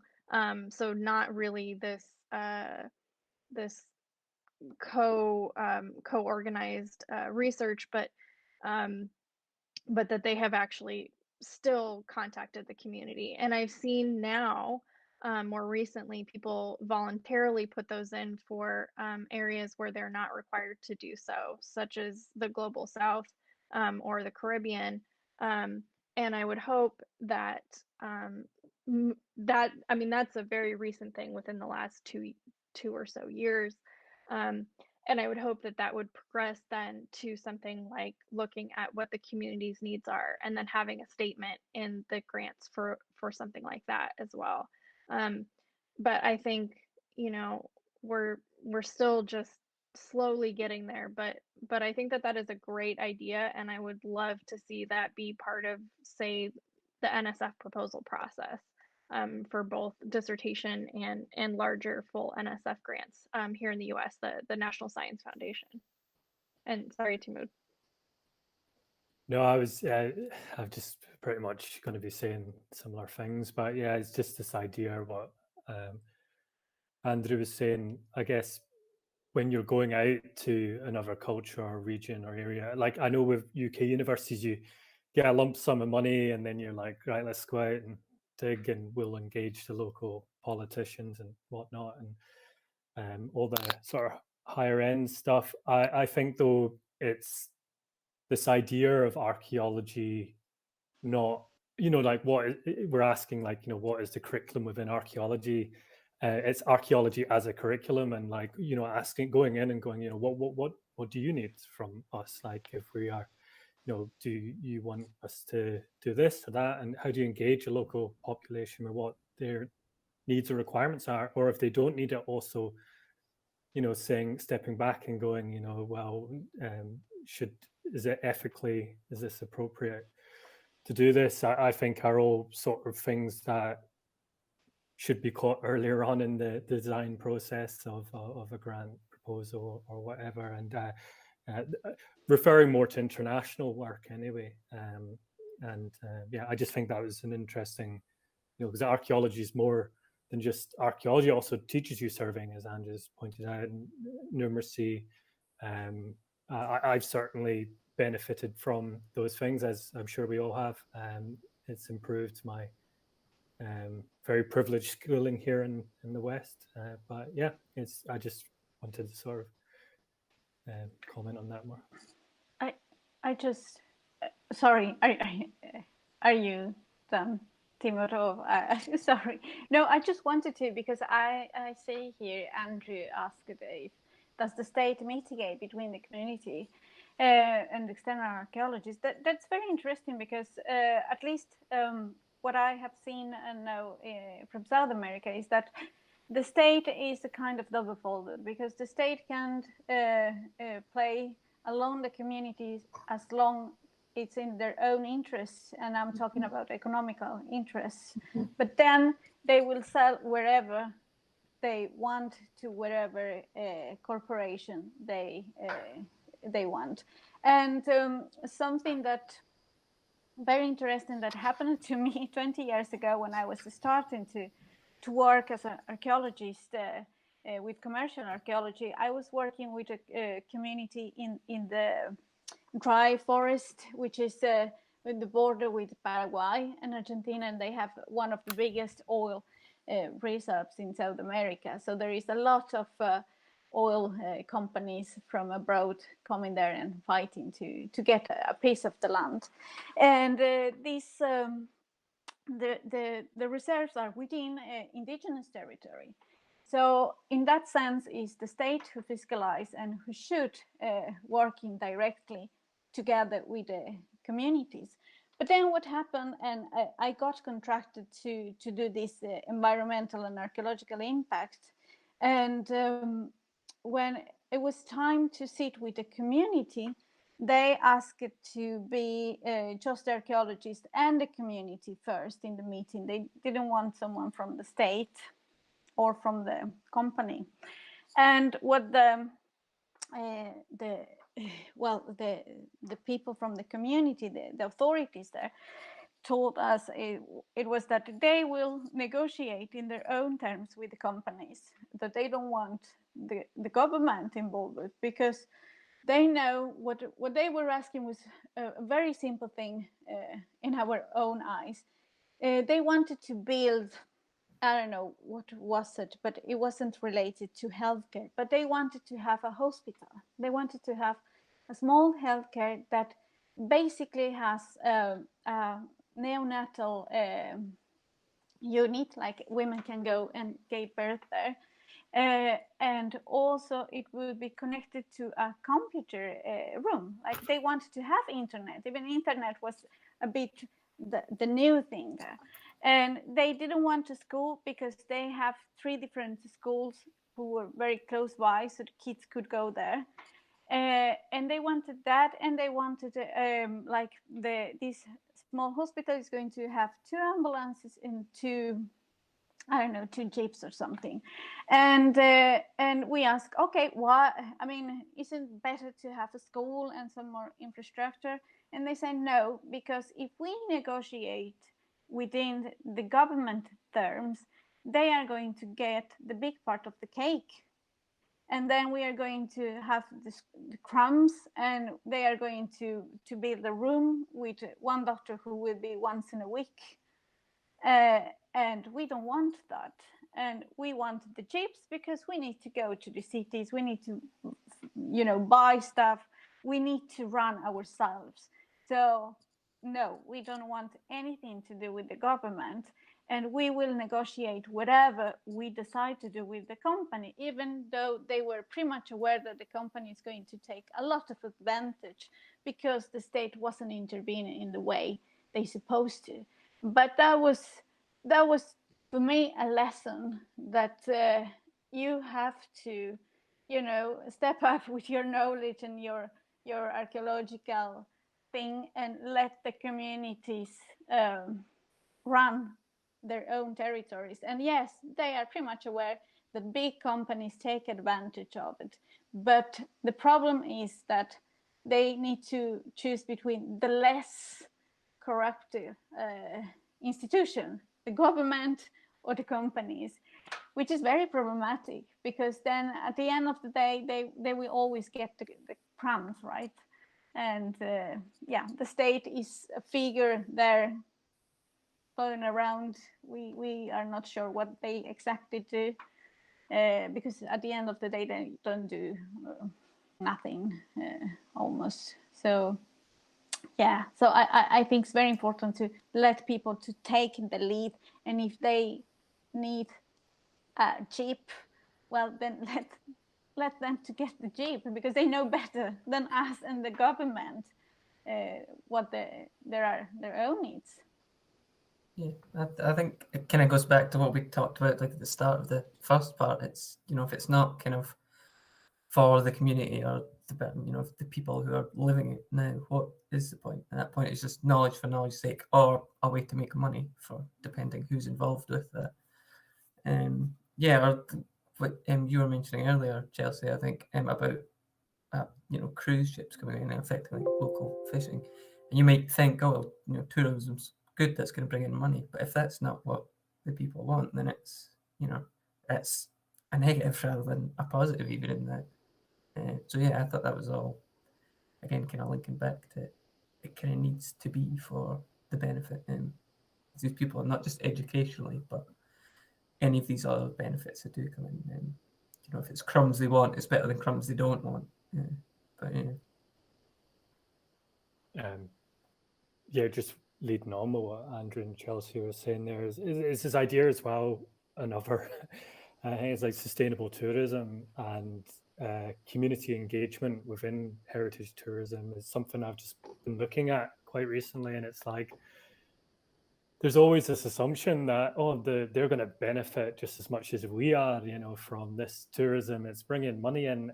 Actually, yeah, it's as Palma's saying, it's the crumbs. It's like feeding an animal under the table is strong language to use, but like, you know, it just shows your attitudes in this and so one thing I've been looking at is like in a very small way at the moment is like how do you engage local populations within Scotland and rural communities with their heritage in a way in which is community led. So you might need, unfortunately in this capitalist system, to have companies come in and run these things, but how is that community led, and how do they divert traffic, and how do they say where things should go and what sites should be done at certain times? And it's this like kind of concept of a traffic light system, as if it were led by the community, who also can sort of sell themselves if they wish or not, and like and there will also be divides in communities as well, which needs to be taken into account. And so yeah, and I think that just branches into that sort of sustainable heritage tourism aspect. It's not quite what we're covering today, but it's definitely part of that ethical sort of picture. Well, I do think the question about the state is an interesting one, and also Paloma's point about which is the more corrupt, institution, because I'm thinking of a lot of the places I've worked in Central America. The state has a very large role in defining the kind of archaeological work, and often the archaeologists, for all their desires to want to do community archaeology, end up just being a fundamental offshoot sometimes of the state because of the particular politics of what archaeology the state institutes want done, how that's related to things like heritage. And one of the things I've seen in Central America in particular has been around land rights, and indigenous peoples' access to land rights, which then often conflicts with the state, particularly when, things like ancient Maya sites are, big business, in a very, particular way down there. And so there's a lot of conflict, and we have to be very, very careful about where we lie in it. I mean, there's everything that happened in Honduras over the last, I don't know how many years it's been since the coup. I've lost count, but there's a lot of problematic things that occur, and trying to position yourself between the state and these communities can be very problematic. And a lot of people won't fight the state because they'll lose access, or because again, it comes back to that larger institutional issue of people wanting to publish, to get tenure, to do whatever.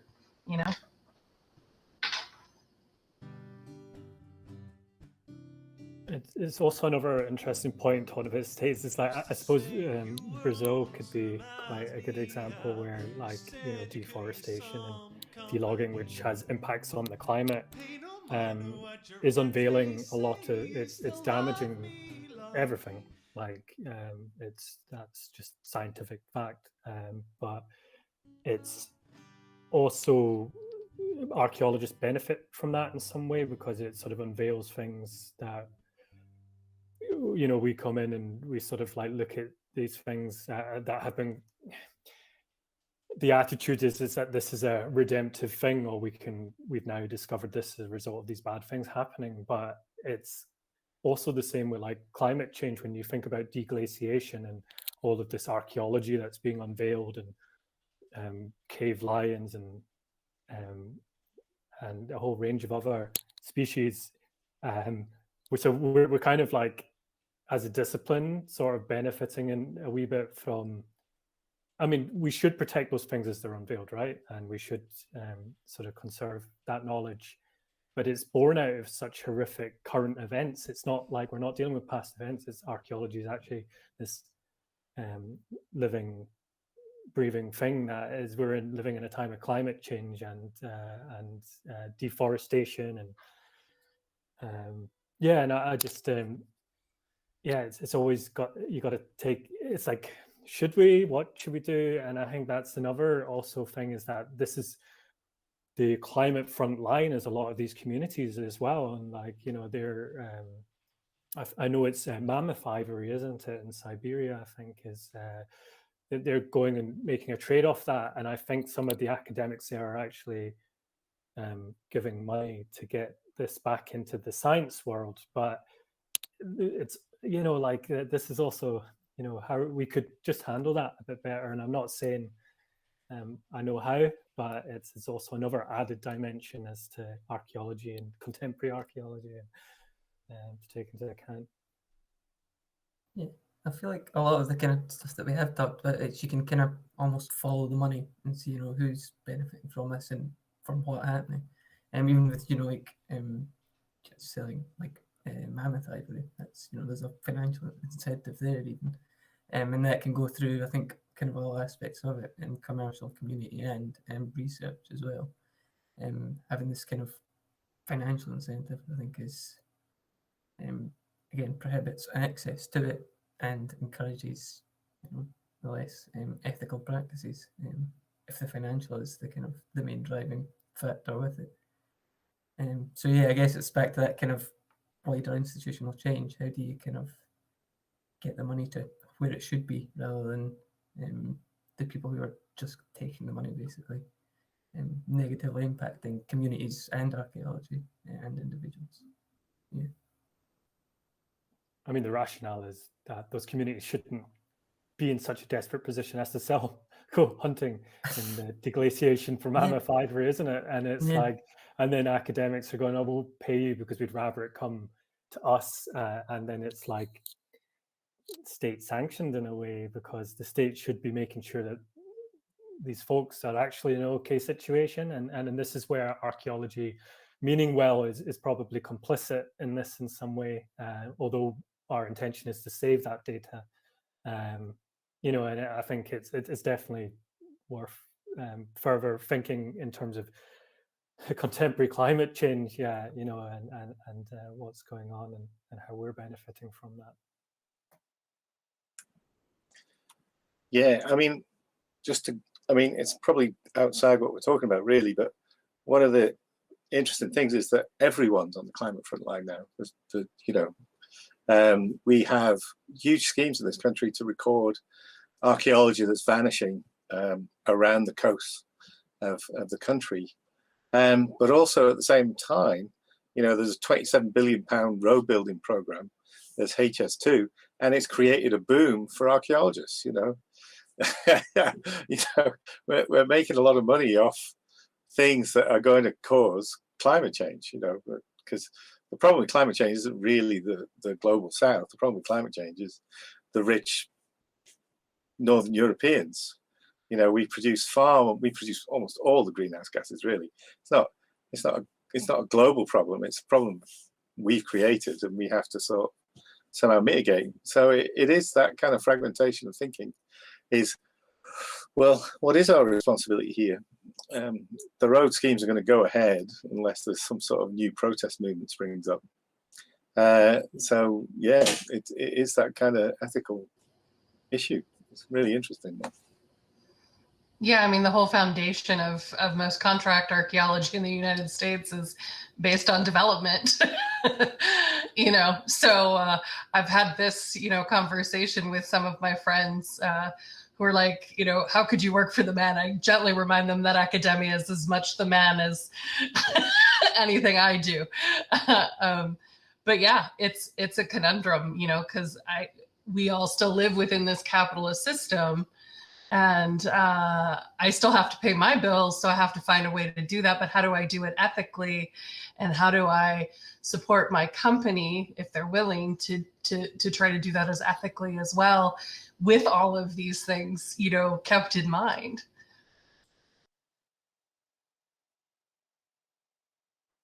Don't think there is So an answer, but it's an interesting problem that we all have to live with. And yeah, but it is. But I mean, that is that sort of fragmentary ideological problem, isn't it? That, you know, it's a great thing to do as archaeology. It's really enjoyable. But you just have to but we're stuck in the system we're stuck in. Can't do very much about it, really.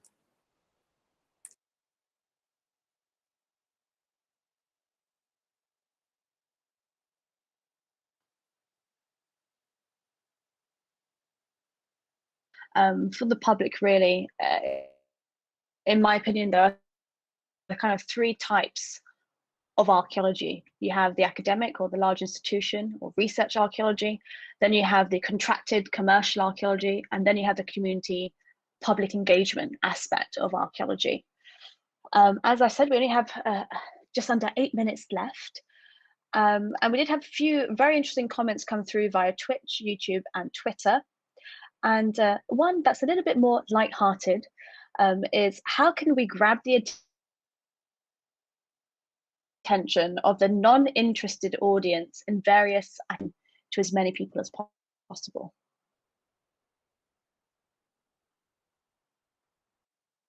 Sorry, could you just repeat that question, Tash, because you dropped out for a moment. Oh, did I cut?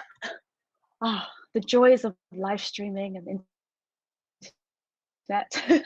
So we had a question come in this one was via Twitch, and it was, how can we grab the attention of the non-interested audience and various academic researchers, and how can we make that information accessible? I hope I didn't drop this time.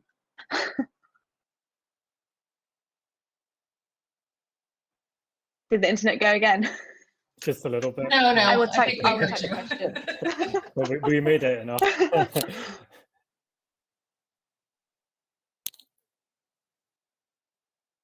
I mean, well, I think there's like, I personally think that all archaeologists who have any interest in doing community archaeology, we need to take a class on writing to the public. You know, writing to diverse and different audiences, first of all. But then it kind of comes back to this conundrum, I also think, that we're talking about, because often the way in which you get people involved is by kind of making archaeology cool and sexy and fun, which is highly problematic in some of its own ways. And yeah, that's all I have to say. Sorry. I think my brain is stopping working now that it's like 5 a.m.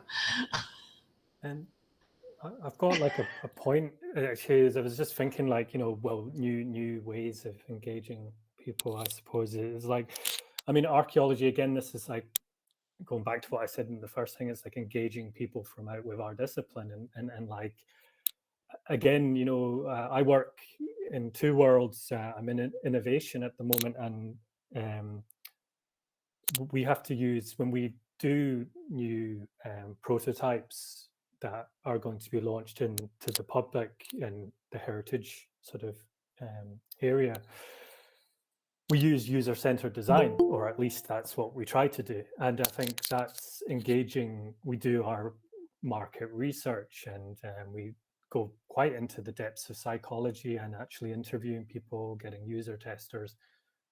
And, you know, in a grant writing process, or there's not a huge difference in terms of like when you sort of think about, you should be doing a user-centered design, like who is this for, this archaeology, and why are we doing it, and asking those questions. You know, do you want this here? What do you want to get from it? What do you want? And I think that they do that in the commercial sector in a lot of ways, and that's where you know, maybe academia could actually sort of do a bit more, or public, I'm not sure. But the reality is that, you know, looking at how other disciplines and learning from each other and vice versa, it's like maybe sort of some form of that within the grant writing process, or might be a way to go. And then it's bringing in this, that's co-design in some degree. And yeah. I can only speak from my own experience, and the way I do it is like, archaeology is storytelling. And so for me, especially working within the social media platforms, you don't have the characters, the words to get your stories out. So I guess you've got to make it engaging visually, in a written perspective, a sound perspective. You've got to cover all the bases. You've got to make it inviting. You've got to make it open, in the sense that anyone could look at it and think, oh, well, that's something that perhaps I could do, or I'm going to click on this to try and find out more. The hook, so to speak. And we're telling stories, and to make out that it's not just me telling a story, we're all going to tell a story together. We're all going to come together, and that, and just, yeah, I think the world we're living in is just speeding up, and people just want to grab, and they're bombarded with so much. And like, I'm sure Tim would agree with me on this, being someone who's neurodiverse, sometimes it's just, my brain is just fried by everything. So I think it's just got to be something that stands out, that is easy to engage with, easy to connect with, can bring you in emotionally, make you excited, make you want to join in, and that you just make it really clear that we're all telling this story and we're all going to go on this together. It's not like one person is just charging the narrative. We're all in it, and that's just how I do it myself. I know it's that's not possible for everyone because we all work in different practices and contexts and things, but that's just how I kind of go about it. So. And yeah, and it's like as Beth saying, is like thinking about who's your audience, who's your end user, and even if you work in different types or aspects of archaeology, you can still be thinking about these things, you know, like, oh, I'm going to write this to get such and such a grade or such and such a mark or such and such an outcome, but what is the, you know, how am I going to use that not to just impress the academics in the circles? You know, how am I going to, what is going to be the public outcome of this? And user-centered design, you know, and stuff. And I think fluidity is really important too. I mean, we talk about community archaeology. That could be like working with one specific community. It could be working with communities in different geographical spaces. But even if you're working with one physical community in one part of a country or with multiple, within all of those communities, there's going to be different people where, you know, living different lives with different experiences. You can't just put a sort of homogeneity on a community because they all live in a single, you know, aspect. There's different layers. We work in layers, don't we? Stratigraphies, and I think that's something else that we have to really keep at the forefront of our practice and stuff, you know. So.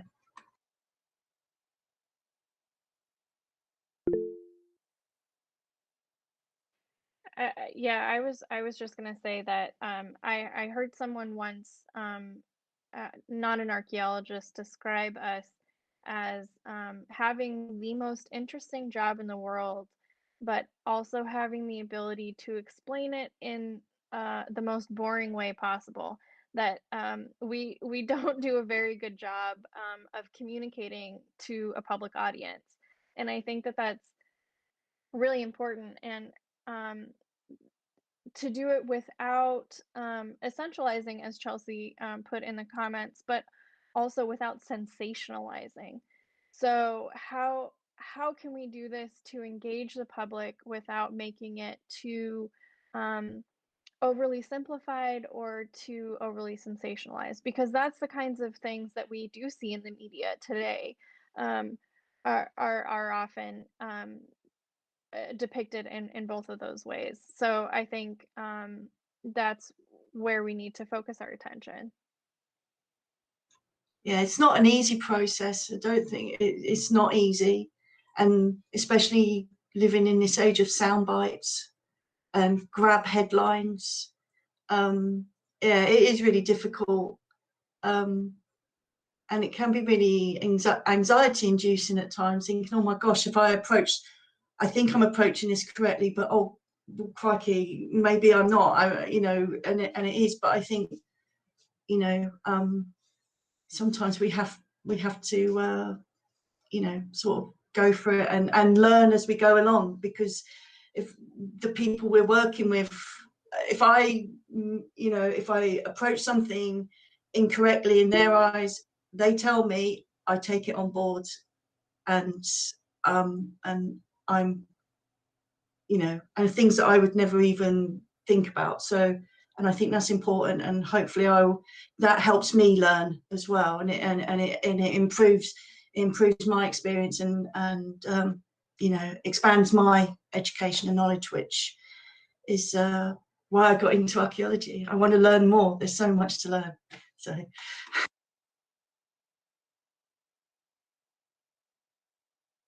Yeah, and I just wonder, like, talking about the kind of sound bites or clickbait, that kind of thing, that almost kind of comes into, you know, being able to explain it to even people, you know, who are archaeologists with, as I kind of mentioned earlier, like more specialization, which I do think is good, but it could be like difficult to even explain to other archaeologists if you're that specialized, and it's trying to work out how to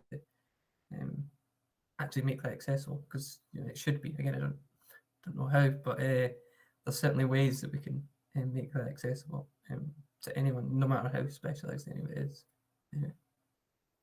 Yeah, and I think, you know, we have a duty as archaeologists to try and be as factual as possible. And I think, you know, there is this issue in contemporary society where, you know, we also need to take into account variables like what is fashionable, and, you know, what, you know, one week it's vector art and the next is pixel art, you know, and but there's also that added layer of we need to be informed in what we do, and also have a duty to sort of be as factual as we can with some limited data sets, to be quite honest.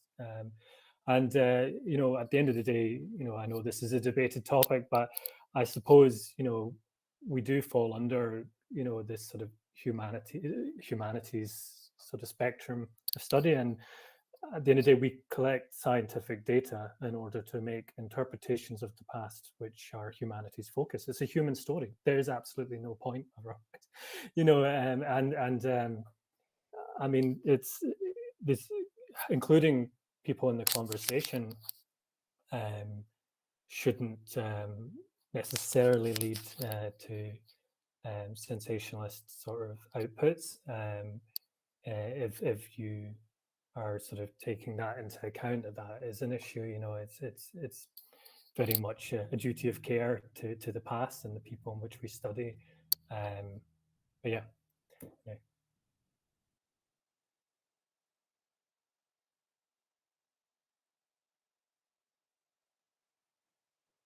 So we have another 15 minutes or so before we wrap up this session. Apologies for the confusion a bit earlier. That's on my part.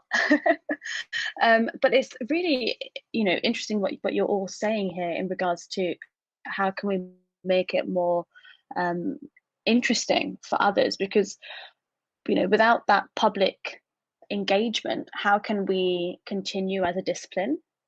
In the sense of when you see, especially what's happening in the media now, right? There is a push, but the problem with the media is who's writing that article, who's pushing that narrative.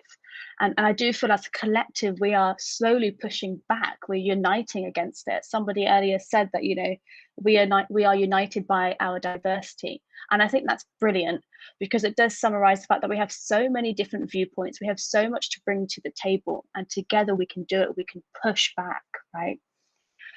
So just also summarizing earlier what was stated, I think, you know, again, when you mentioned about publications and the cost of that, and then we were talking about blog posts and, you know, how we can then also look at maybe how we can do VR and acoustic experiences. What other avenues can we approach that is not cost, you know, that is not down to the numbers? Because most community engagement projects are somewhat self-funded or with a little amount of funding.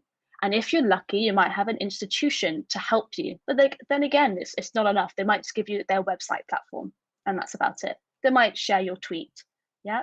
So how can we continue the conversation, continue working together collectively to help each other, well, within public engagement? How is that possible, especially as we have different experiences in different countries as well? Even listening to, you know, Paloma, Chelsea, you know, your experiences, Erin, as well. And then when I'm thinking, okay, us based in the UK, our experiences are quite different as well in the way we approach community excavations and interactions with the public. What other solutions can we give if we have not already touched upon it? I guess it would probably help if we had some sort of I don't know, it would probably help if we had some sort of statement from because we've not talked about institutions here really. So, you know, in the UK we have the Chartered Institute of Field Archaeologists, and we have the CBA, and they all have this role of trying to bring us all together, but actually they don't do a very good job of it. and I guess in the States you have the SAAs, and you have the Society for Historical Archaeology, which I'm hoping to go to next year in Philadelphia, which will be great if we can get some money together. But how do we think the organisations are doing in this sort of bringing us all together? You know, Natasha, you work in field archaeology, so you might have a view on how that side of things works, and same with Chelsea. And it'd be interesting to see how we think our institutions are serving us in this regard. Well, I could personally say horribly. Sorry, Andrew, go ahead. No, essentially the same. Exactly what you talk about, like with CIFA, like in the UK. In a sense, I think it's kind of like some of the people I spoke to, it's kind of brought some together against CIFA, but that's, you know, not the point in it. That's not what it was there for. And again, like a lot of the issues I'd like heard with that is the kind of, it's the financial issue again with it, because you have to pay the subscription for CIFA and then do that, and then where does the money go? What do you get out of it? Because you know, it's the, I guess, prescribed aim of it is to make us stronger and be able to get better wages or whatever as a collective. But it's, I don't know where they send us subscriptions, but I've certainly not heard any archaeologists say they think it goes into their pocket. Yeah, the Society for American Archaeology, which I've been part of for much too long at this point. I've never served on the board, but I have, you know, served on, their committees and task forces and different and various and sundry things. And as,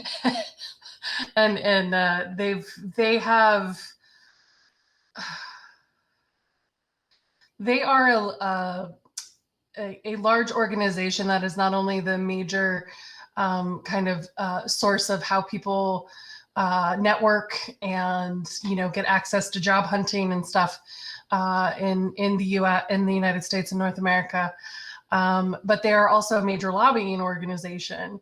And so as a result, there is a lot of problematic kind of institutional administrative process that does not allow for innovation, that does not allow for often the recognition or need to really absolutely and fundamentally change, to the point where the SAA is seeing a large number of some longtime members, but especially I would say younger early career researchers and grad students who are just refusing to even join or go, because they are consistently and constantly making mistakes that cover the gambit of sexism, homophobia, racism, anti-Indigenous, you know, all of the things. And they keep saying they're working on it, but they're not. And so for North American archaeology, I can tell you that we are very unmoored, and there's a very huge interest in people wanting to create other collectives that bring people together. But how do you do that? And, you know, how do you do it without recreating the foils of these institutions? I'm part of a group that some of you might know, the chat, which is the Contemporary and Historical Archaeology in Theory group. It's a worldwide collective, and we have specific groups targeted in the Americas and Europe and the far Pacific. We're actively trying to change the narrative, so to speak, and practices.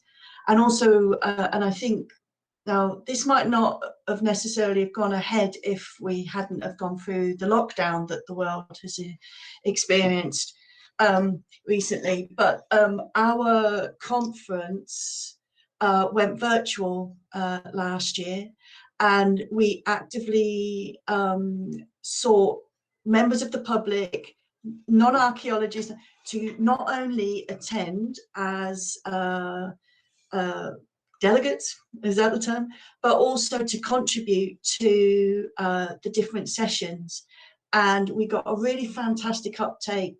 It was really exciting, really invigorating, and it would be really wonderful if I'm not just bigging up chat because of that, but if collectives could perhaps start moving in that direction too. I'm in the process of beginning new research projects with members of the public through what they brought and presented at chat. It was really stunning and exciting, and I think that that is a good way to perhaps look at moving forward, and perhaps away from some of these, and I'm going to say it and probably get it in the neck, these really tired, backward thinking institutions that we're all saying that we need to change and everything, but I'm sorry, but they're holding us back in lots of ways. And I'm sorry if I've offended anyone by saying that, but that is how I see them. I'm not going to say dinosaurs because I really like dinosaurs. No, I agree with you completely. Like, I would say probably some of the most positive change I've seen is often when you have groups of people going off and kind of creating, you know, like their own societies, like the disabled, you know, archaeologist network, right? It's or the Black, you know, or the Society for Black Archaeologists, you know, the Queer Archaeology Interest Group, which is officially part of the SAA, but, you know, has tried to do its own thing. So like, those are the places where I see people kind of pushing against the Black Trowel Collective, which is an anarchist archaeology organization, pushing against these institutions because they keep doing the same stuff, the same problematic stuff over and over and over again. Yeah, and now in the UK, we have ESPA as well. Sorry, just to say as well, we have now the European Society of Black Archaeologists as well, Black and Allied Archaeologists. I just wanted to kind of touch on something that Beck said that I was actually going to mention earlier, but yeah. So I think one of the wonderful things that came out of lockdown over this last year has been the ability to connect across different communities. For example, we're all here, you know, connecting across the globe. And I think that this was something that we maybe had wanted or tried to do before, but I think this last year we've connected in different ways. And but as Paloma said earlier, even though this is more accessible, it's not completely accessible because not everyone has access to the internet. And even those of us that do have access to the internet, we've had internet troubles today, a lot of us. And I think that this is a good step forward. And I hope to see this continue because I have attended so many great conferences and lectures over this last year that I never would have been able to see, people that I never would have been able to connect with. Even meeting Tash over this last year has been through Clubhouse, has been a way of connecting to literally a global audience, and not just archaeologists, but non-archaeologists, people that are just interested in archaeology and history. And this has been a wonderful thing that I hope continues. And I think that that is a good way to push back against these institutions is being able to collaborate at every level, from just having sort of nice chats about the past, about history and archaeology, to more conference-based and more institutionalized archaeology. And I'm excited about that kind of thing, and hopefully it will continue.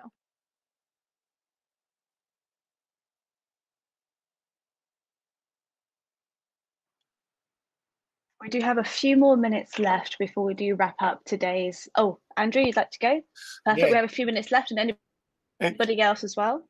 I hate to start anything new, but so I don't really do a lot of social media, but I do hang out on Facebook quite a lot. And one of the things I've noticed, and I've joined all these groups, and we're talking about community and about people, but actually there are whole communities on Facebook and Reddit who collect pottery, who pick up flints, who don't know what to do with it. So, you know, me and quite a few other people who are professional archaeologists hang out in those groups, and we provide advice, and we provide information, and we provide the public with knowledge. And I think that's one thing we can all do to just communicate with the public, because there is an enormous number of people who just go and pick up crap, you know, and then they want to know what it is. And so, you know, we can provide that kind of specialist knowledge. And when they do find something spectacular, you can tell them how to get in touch with their local portable antiquity scheme officer so that they can actually do something useful with it. And we haven't really talked about that side of things, and I don't want to start a new conversation, but I do think that's something we can all do. Even those of us who don't like blogging or Twitter or any of these other things. Yeah, I think that's really great and a good way to think about it. And I guess none of us are that different from, you know, people picking up crap and wanting to know what it is. I think that's kind of what we all do. But yeah, I guess think about how you actually how you do engage with people like that. I get at the start of lockdown, like, my uncle had found like local sites and he'd been researching this stuff in like just local archives. He's retired, so he just had time. But knowing I was an archaeologist, asked me to come and like have a look at it, and you know, he'd done everything, all the research, so just taking photos, that I did. So it's, yeah, I think actually engaging with people like that, interested, you know, people. If you're interested in archaeology, does that kind of make you an archaeologist already almost? Yeah, I get lots of people just on the timeline in Twitter, even if they've seen something on TV or they've seen something in a newspaper or they've read something, and it's either tied in with the stuff I research or the Neolithic in general, and they'll say, oh, you know, seen this, read this, done this, can I ask you? And it's like, yeah, and we do it on the timeline so that everyone can see it, and then if they want to join in as well. And it's amazing how many people then message privately saying, really appreciate that, you know, you're an archaeologist and you're taking time out to talk with us. And it's like, well, that's our job, you know. And so, yeah, you know.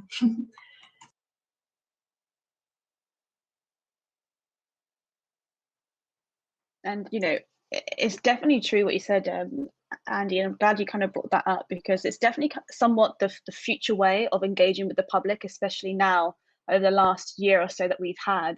It's definitely become the most accessible way to reach anybody and everybody who's interested. If anything, it's probably sparked people's interest more so into the profession or just into the area of study. So there are definitely things to take away from this. But again, just to note as well, you're doing this all in your free time. And that's something to consider as well. And it does take this mental drain sometimes when we're constantly trying to help these random people we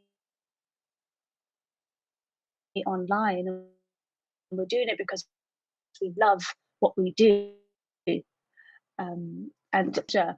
Speaking with all of you and listening to your experiences, looking at the problems and the solutions that we can as a collective, you know, create to kind of change the way we see archaeology and to connect archaeology.